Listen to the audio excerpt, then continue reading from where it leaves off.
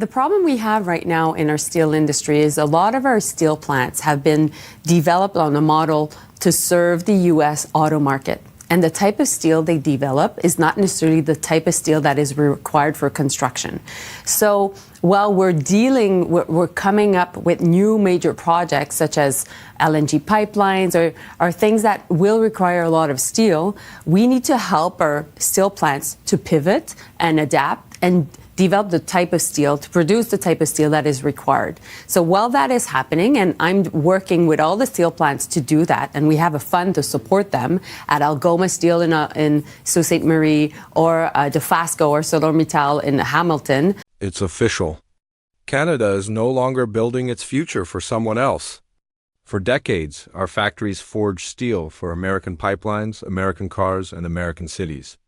We built their industries and too often neglected our own. But now that era is ending. In a powerful interview, Canada's Minister of Industry Mélanie Joly laid out what could be one of the most transformative shifts in modern Canadian economics. A pivot from steel for America to steel for Canada. She didn't announce it with fanfare or theatrics. She said it calmly, confidently, and with purpose. This is the moment Canada stops waiting for America's demand and starts defining its own. Because what Joly outlined isn't just an industrial adjustment. It's a declaration of independence. The same one Prime Minister Mark Carney has been building towards since his first day in office.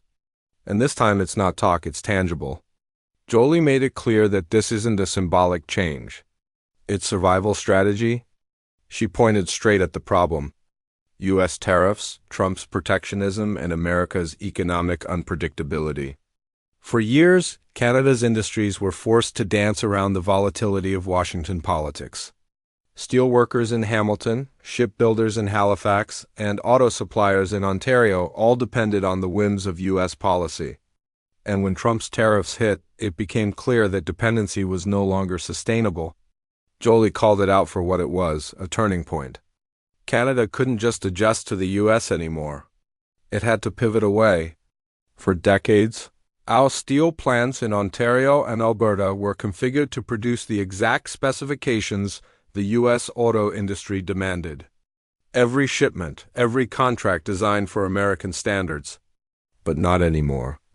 Under this new policy, those same plants are being retold to build for Canada, for our pipelines, bridges, homes, and railways. We're no longer producing steel to fuel someone else's economy.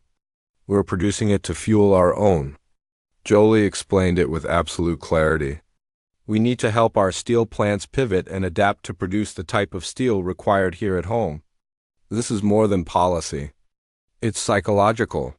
For the first time, Canada is saying we will not be an extension of America's industry. When pressed about execution, Joly didn't dodge. She detailed. She described meetings with Canadian firms like a TCO and All Steel, working directly with the government to align production with domestic projects. From infrastructure to clean energy, these companies are now sourcing and producing materials for Canadian demand. First, she said it proudly, everyone has the maple leaf tattooed on their hearts right now. It's more than a metaphor, it's momentum. And it shows that Carney's government isn't isolating Trump by shouting across the border. It's isolating him by making him irrelevant. Every new domestic plan, every local supply contract, every Canadian-made shipment weakens Washington's economic leverage over Ottawa. By this spring, Joly confirmed the Buy Canadian policy becomes law. It ensures that every major federal project, whether housing, shipbuilding, or energy, sources Canadian steel, Canadian labor, and Canadian design by default. The ripple effect is enormous. Canadian manufacturers will no longer wait for U.S. contracts. They'll have guaranteed demand here at home. And as Joly revealed, defense contracts are now aligned with the same philosophy. Shipyards in Halifax and Vancouver are already using Canadian steel to construct new vessels. It's a small detail, but symbolically it's seismic because for the first time in decades, the material that builds our ships won't cross the border before reaching our shores. And that's where this story takes a political turn. When asked about the impact of Trump's tariffs on the auto industry, Joly didn't sound defensive. She sounded resolute. She said Canada will support its own companies, its own workers, and its own industries without waiting for handshakes from Washington. Her message to American policymakers was subtle but clear. Canada is not waiting for exemptions. We are creating our own alternatives. In diplomatic language, that's a shot across the bow. Carney and Joly's combined approach is isolating Trump, not through confrontation but through irrelevance. They're ensuring that no matter what chaos unfolds in U.S. politics, Canada stays stable, self-reliant, and prosperous. Trump's tariffs once looked a weapon. Now they look like a push that forced Canada to finally stand on its own. And this is where Carney's grand strategy comes full circle. From his trillion-dollar plan to Joly's domestic steel revolution, Canada's leadership is writing a new economic playbook, one built on independence, not dependency.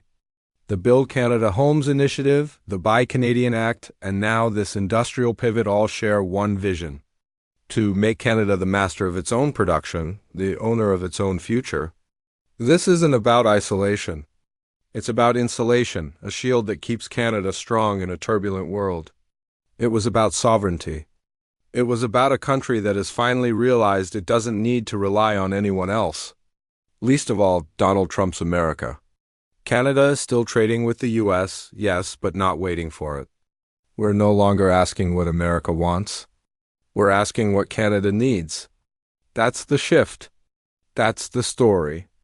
And that's the moment our country began to build for itself again. Because in the end, independence doesn't come with words. It comes with factories, workers, and policy. And today, every one of those belongs to Canada.